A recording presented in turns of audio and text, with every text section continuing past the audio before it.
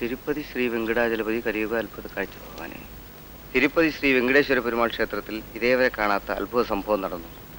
ശ്രീകോവിലിൽ പൂജാരി ഒറ്റയ്ക്കുള്ളപ്പോൾ ശ്രീകോവിലിൽ നിന്നും ഒരു സർപ്പം പുറത്തു വന്നു. അതിനെ കണ്ട പൂജാരി പേടിച്ചു. ആ സർപ്പം അല്പസമയത്തിനുള്ളിൽ ഒരു ബ്രാഹ്മണനായി അവതരിച്ചു. താങ്കൾ പേടിക്കണ്ട, ഞാൻ കുറച്ചു കാലത്തേക്ക് ഭൂമിയിൽ അവതരിച്ച് ധർമ്മം ചെയ്യുന്നവർക്ക് നന്മയും പാപം ചെയ്യുന്നവർക്ക് തിന്മയും കൊടുക്കും. ഗീതേ, ഇന്ന് ബ്യൂട്ടി പാർലറിൽ പോണ്ടേ? ഇന്ന് ഇത്തിരി തിരക്കുണ്ട്, നമുക്ക് നാളെ പോവാം. എന്താ രണ്ടുപേരും കൂടെ ക്രിക്കറ്റ് ആയിരിക്കും സംസാര വിഷയം? അതെ, വിജയ് അമൃതരാജ് ഔട്ടായ കാര്യം പറയായിരുന്നു. ആ കളി ഞാൻ കണ്ടതാ. നമുക്ക് നാളെ പോവാം പാർലറിൽ.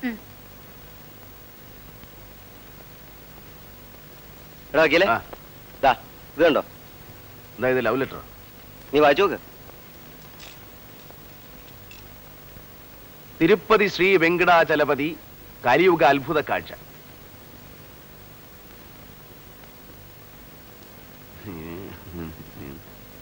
അറിയാനായി 200 പകർപ്പെങ്കിലും എടുത്ത് വിതരണം ചെയ്യുന്നവർക്ക് 14 ദിവസത്തിനുള്ളിൽ അവരുടെ പ്രാർത്ഥനകൾ സാധിച്ചു കൊടുക്കും. അല്ലാത്തവർക്ക് പല ബുദ്ധിമുട്ടുകളും ഉണ്ടാവും. ബോംബെയിൽ ഇതിന്റെ പകർപ്പെടുത്ത് വിതരണം ചെയ്ത ഒരാൾക്ക് 14 ദിവസത്തിനകം ലോട്ടറി അടിച്ചു. താമ്പരത്തൊരു റിക്ഷാവണ്ടിക്കാരൻ ഇത് ചെയ്തു, സ്വർണ്ണനിധി കിട്ടി. ഇതിനെ നിഷേധിച്ച ഒരാൾക്ക് ഒരാഴ്ചക്കകം മരണം സംഭവിച്ചു. കാരണം വ്യക്തമല്ല. എന്താടാ ഇത്? എനിക്കറിയില്ല, ഇന്ന് കാലത്ത് സ്റ്റേഷനിൽ വന്നതാ. എന്താ ചേട്ടാ ഇത്? നിന്നെ കെട്ടാൻ പോകുന്ന പോലീസ് ഓഫീസർക്ക് വന്നതാ ദൈവത്തിന്റെ ഭീഷണിക്കത്ത്. എന്താ മക്കളെ, നീ തിരുപ്പതി പോയോ? ലഡു കൊണ്ടുവന്നില്ലേ? അയ്യോ അമ്മേ, തിരുപ്പതിയിലൊന്നും പോയില്ല. തിരുപ്പതി ഭഗവാനെ കുറിച്ച് ഒരു കത്ത് വന്ന കാര്യം പറയായിരുന്നു. എന്താ 21 പേർക്ക് മറുപടി അയക്കാനുള്ള പരിപാടി ഉണ്ടോ? പിന്നെ എനിക്ക് വേറെ ജോലി. കളഞ്ഞേ. അയ്യോ അത് വേണ്ട, ഏതായാലും ദൈവത്തിന്റെ കാര്യം എഴുതിയൊരു കത്തല്ലേ. പേടിയാണോ? എന്നാൽ എഴുതിക്കോ 21 പേർക്ക്. അവരൊരു 21 പേർക്ക് എഴുതട്ടെ. അങ്ങനെ രാജ്യം മുഴുവൻ ഊമക്കത്തോണ്ട് നിറയട്ടെ. ഒരു പോലീസുകാരൻ, നാണമില്ലല്ലോടാ നിനക്ക്? ഏത് ദൈവമാടാ ഭീഷണിപ്പെടുത്തി ഭക്തന്മാരെ അനുഗ്രഹിക്കുന്നേ? എന്നാലും കീറി കളയണ്ടായിരുന്നു. ഇല്ലമ്മേ, അമ്മ പേടിക്കണ്ട. കംപ്ലീറ്റ് കാര്യങ്ങൾ ഇവനറിയാം. ഇവനോട് ചോദിച്ചങ്ങ് എഴുതിയാൽ മതി. എന്താ ഇതേ? സാർ അഫിഡവിറ്റ് നമ്മുടെയാണോ പാർട്ടിയുടെയാണോ? പാർട്ടിയുടെ. ശരി. നിനക്കൊന്നും പ്രത്യേകിച്ച് പണിയൊന്നുമില്ലല്ലോ. ക്രമസമാധാന നില ക്ലീൻ. എന്നാൽ അമ്മയ്ക്ക് ആ കത്തൊക്കെ ഒന്ന് എഴുതി കൊടുക്കും. ഒരു പണിയാവട്ടെ. ഇല്ലിന്റെ വാങ്ങട്ടെ. മനുഷ്യനെ വെറുതെ. ദൈവത്തിന്റെ കാര്യം അങ്ങനൊന്നും പറയരുത് മോളെ.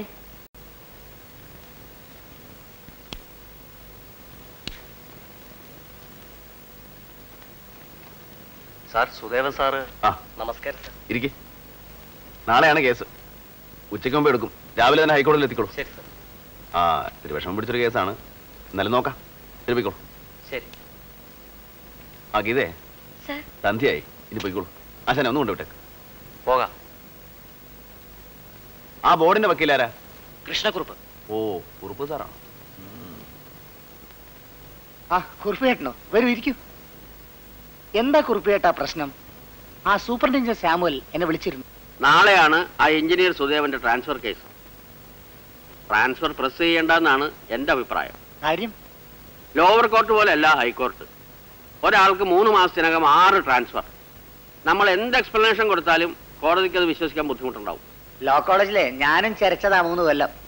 As per Kerala state and subordinate service rules 1958 part 9B, ഗവൺമെന്റിന് ആവശ്യമാണെന്ന് തോന്നുകയാണെങ്കിൽ ഒരാളെ എത്ര പ്രാവശ്യം വേണമെങ്കിലും സ്ഥലം മാറ്റാം, without explaining any reason. Substation maintenance എക്സ്പെർട്ടിനെ 6 അല്ല 60 സ്ഥലത്തേക്ക് സ്ഥലമാറ്റം ചെയ്യും. സാർ, ബോർഡിൽ എക്സ്പെർട്സ് വേറെയുണ്ട്. എനിക്കിപ്പോ ഇയാളെ സൗകര്യമുള്ളൂവെങ്കിൽ. സാർ, കേസ് ജയിച്ചാലും തോറ്റാലും ബോർഡ് എന്റെ ഫീസ് തരും. പക്ഷെ അതല്ലല്ലോ കാര്യം. ആർഗ്യൂ ചെയ്യാനുള്ള നമ്മുടെ പോയിന്റ്സ് വളരെ വീക്കാണ്. കൂടാതെ വിധി ബോർഡിനെതിരായാൽ പത്രക്കാർ ആവശ്യമില്ലാതെ വളച്ചൊടിച്ച് എഴുതുകയും ചെയ്യും. ഈ കേസിൽ സാറിനുള്ള താല്പര്യം രഹസ്യമായൊരു പരസ്യമാണ്. അതെ, എനിക്ക് താല്പര്യമുണ്ട്. പത്രക്കാർ എന്തു വേണേലും എഴുതിക്കോട്ടെ, പക്ഷെ അവനെ ഞാൻ വെറുതെ വിടില്ല. എന്താണ് അവന്റെ പേര്? സുദേവൻ. സുദേവൻ തന്നെ. കുറുപ്പേട്ടനറിയോ, കഴിഞ്ഞ സമരകാലത്ത് ഞാനും അന്നത്തെ വകുപ്പ് മന്ത്രി കൂടി സബ്സ്റ്റേഷൻ ചെന്നപ്പോൾ അവൻ ഞങ്ങൾക്കെതിരെ എന്തൊക്കെയാ മുദ്രാവാക്യം വിളിച്ചതെന്ന്? എന്താണോ വിളിച്ചത്? അല്പന ഐശ്വര്യം വന്നാൽ അർദ്ധരാത്രിക്ക് കുട പിടിക്കുമെന്ന്. പിന്നെ പറഞ്ഞത് പലതും പുറത്തു പറയാൻ കൊള്ളില്ല സാർ. അവനെ കൊണ്ട് ഞാൻ കൊട പിടിപ്പിക്കും. സുദേവൻ മാത്രമായിരുന്നില്ലല്ലോ സമരത്തിന്, വേറെയും പലരും ഉണ്ടായിരുന്നല്ലോ. എനിക്കിപ്പോ ഇവനെയാ നോട്ടം. കുറുപ്പേട്ട, കേസ് തള്ളിയാ തള്ളട്ടെ. സുപ്രീം കോർട്ട് ഉണ്ടല്ലോ. സുപ്രീം കോർട്ടിൽ അഡ്മിഷൻ കിട്ടാൻ ഇതിനേക്കാൾ ബുദ്ധിമുട്ടായിരിക്കും. കിട്ടണ്ട. ട്രാൻസ്ഫർ ഹൈക്കോടതി ക്യാൻസൽ ചെയ്യട്ടെ. വീണ്ടും അവനെ സ്ഥലം മാറ്റാൻ എനിക്ക് ആരും ചോദിക്കേണ്ട ആവശ്യമില്ലല്ലോ. അവൻ എത്ര പ്രാവശ്യം കോടതി കയറി ഇറങ്ങും, എത്ര രൂപ വക്കീലിന് ഫീസ് കൊടുക്കും, എത്ര ദിവസം ഇതിനു വേണ്ടി മെനക്കെടും. അവനൊരു പാഠം പിടിപ്പിക്കാതെ ഞാൻ വിടില്ല.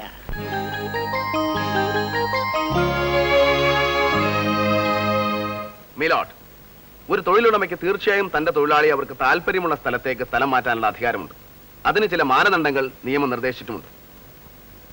അവയെല്ലാം കാറ്റിൽ പറത്തി നിയമം സ്വന്തം താല്പര്യങ്ങൾക്ക് വേണ്ടി വളച്ചൊടിക്കുമ്പോഴാണ് അയാൾക്ക് കോടതിയെ ശരണം പ്രാപിക്കേണ്ടി വരിക. 3 മാസത്തിനുള്ളിൽ 6 ട്രാൻസ്ഫർ. സാമാന്യ ബോധത്തിനും യുക്തിക്കും നിരക്കാത്ത ഈ നടപടിയെ ന്യായീകരിക്കാൻ വിജ്ഞാനിയായ ബോർഡിന്റെ വക്കീൽ ഉയർത്തിപ്പിടിക്കുന്നത് KS&SSR റൂൾ 9B പ്രൊട്ടക്ഷനാണ്. ഇവിടെ എന്റെ കക്ഷി സ്പെഷ്യൽ ട്രെയിനിങ് കഴിഞ്ഞ സബ്സ്റ്റേഷൻ മെയിൻ്റനൻസ് എക്സ്പെർട്ടാണ്. അദ്ദേഹത്തിന്റെ വിദഗ്ധ സേവനം 3 മാസങ്ങൾക്കുള്ളിൽ 6 സ്ഥലത്ത് വേണ്ടി വന്നിരിക്കുന്നു അത്രേ. സ്പെഷ്യൽ ട്രെയിനിങ് കഴിഞ്ഞ മറ്റു വിദഗ്ധർ ഒരേ സ്ഥലത്ത് വർഷങ്ങളായി തുടരുമ്പോഴാണ് എന്റെ കക്ഷിയുടെ സേവനം മാത്രം ബഹുമാനപ്പെട്ട വകുപ്പ് മന്ത്രിക്ക് ബോർഡിന് ആവശ്യം. ഇത് തികച്ചും ദുരുദ്ദേശപരവും അന്യായവുമാണ്. സ്ഥലംമാറ്റത്തിന്റെ മറവിൽ എന്റെ കക്ഷിയോട് മധുരമായ ഒരു പ്രതികാരം വീട്ടുകയാണ് വകുപ്പ് മന്ത്രി.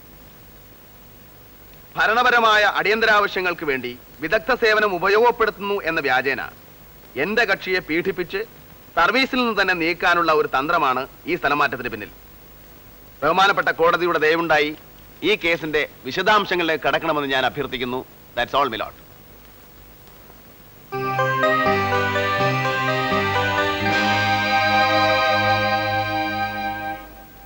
എഞ്ചിനീയർ സുദേവന്റെ സ്ഥലംമാറ്റ ഉത്തരവ് ഹൈക്കോടതി ഡിവിഷൻ ബെഞ്ച് റദ്ദാക്കി. ഇപ്പോൾ പോസ്റ്റ് ചെയ്തിരിക്കുന്ന സ്ഥലത്ത് തന്നെ 3 വർഷത്തേക്ക് കൂടി തുടരണമെന്നും കോടതി നിർദ്ദേശിച്ചു. ഈ കാലയളവിൽ മറ്റേതെങ്കിലും കാരണങ്ങൾ കൊണ്ട് സ്ഥലം മാറ്റണമെങ്കിൽ മുൻകൂട്ടി കോടതിയെ അറിയിച്ച ശേഷമേ ആകാവൂവെന്നും വിധിയിൽ പറഞ്ഞിട്ടുണ്ട്. രാഷ്ട്രീയ വൈരാഗ്യമാണ് ഈ ശിക്ഷണ നടപടിക്ക് പിന്നിലെന്ന വാദിഭാവം വക്കീലിന്റെ വാദം കോടതി സ്വീകരിക്കാനുണ്ടായത്.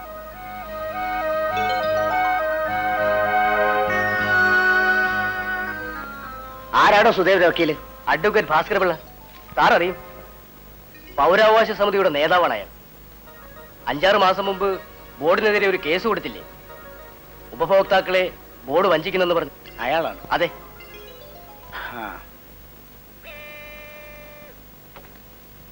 ആരാ? Special branch SP. വരാൻ പറയൂ.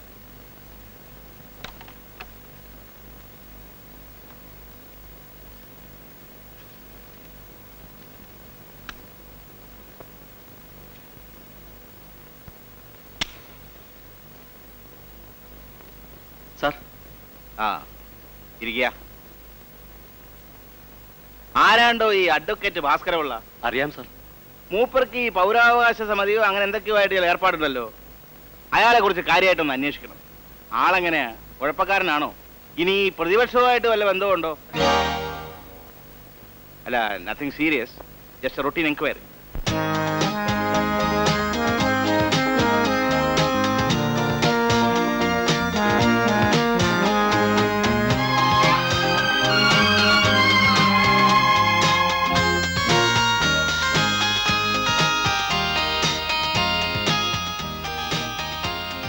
कैप्टन साहब. Yes. कस्टम्स और इमिग्रेशन के ऑफिसर्स आ गए हैं. Come on.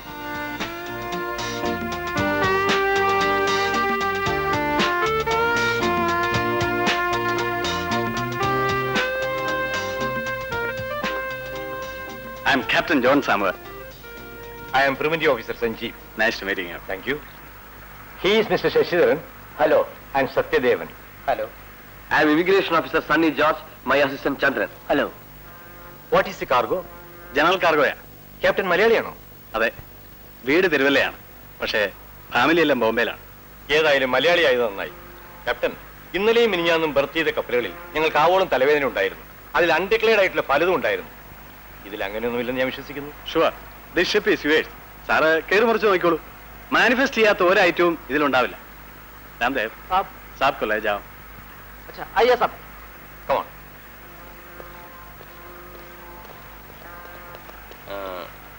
എത്ര ജോലിക്കാരുണ്ട് ഈ കപ്പലിൽ? ഞാൻ ഉൾപ്പെടെ 17 പേർ. എല്ലാവരുടെയും പേപ്പേഴ്സ് ഒക്കെ റെഡിയല്ലേ? പിന്നെ നമുക്ക് എന്റെ ക്യാബിനിലേക്ക് പോവാം. Come on. Amalekar, D'Silva, Albuquerque, Irshad, Chinchu, Kanchi, Ramdev, Sahid, Naeem, Pyokpi. No, Fokfi. ചൈനക്കാരനാ. മൊത്തം 17 പേരാണല്ലേ ക്രൂ? അതെ, അതിൽ 6 പേർ ഇന്ത്യക്കാരാ, 2 പേർ മലയാളികളാ, ഞാനും മിസ്റ്റർ തോമസ് കുറിയായും.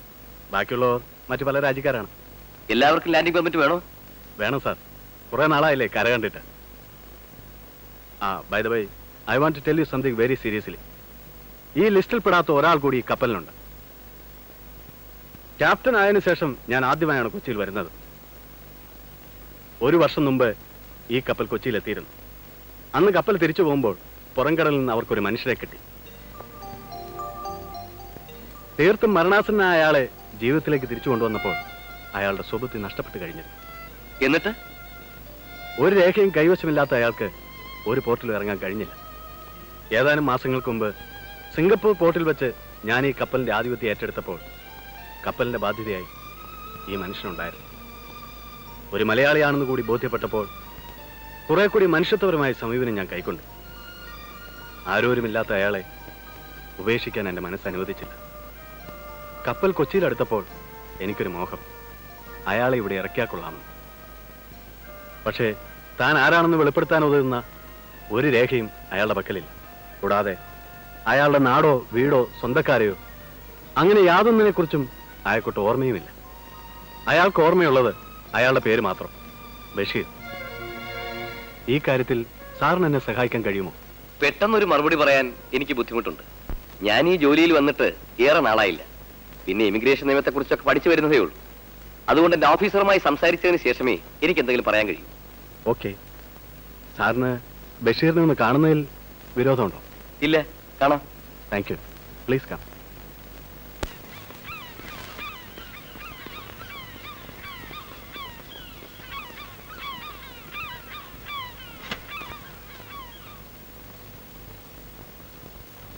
ബഷീർ,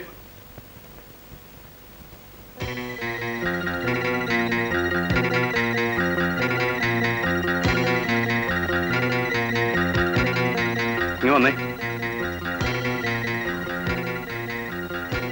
വാ, പേടിക്കണ്ട.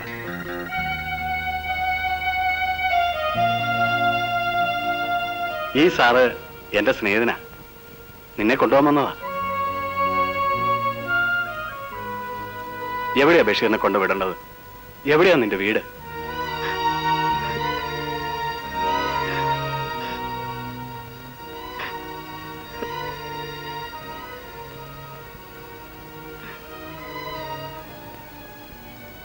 ഞാൻ നേരത്തെ പറഞ്ഞില്ലേ, ഇവന്റെ വീടിനെ കുറിച്ചോ നാടിനെ കുറിച്ചോ വീട്ടുകാരെ കുറിച്ചോ ചോദിച്ചാൽ ഇതാണ് മറുപടി. ബഷീർ പോയി ജോലി ചെയ്തു.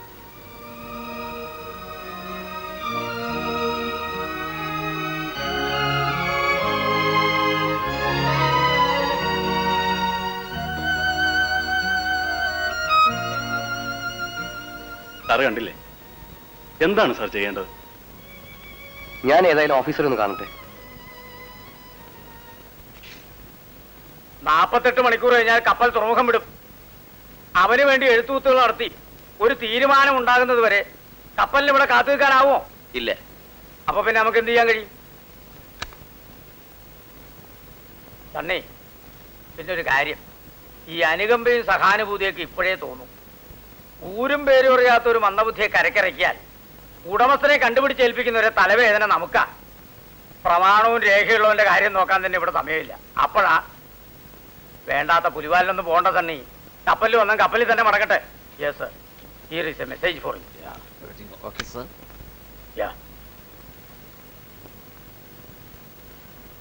എന്തായി sir? I'm sorry captain, നടക്കില്ല. എന്നെ തെറ്റിദ്ധരിക്കരുത്. It's all right, it's fate. ഞാൻ വരട്ടെ. ക്യാപ്റ്റൻ,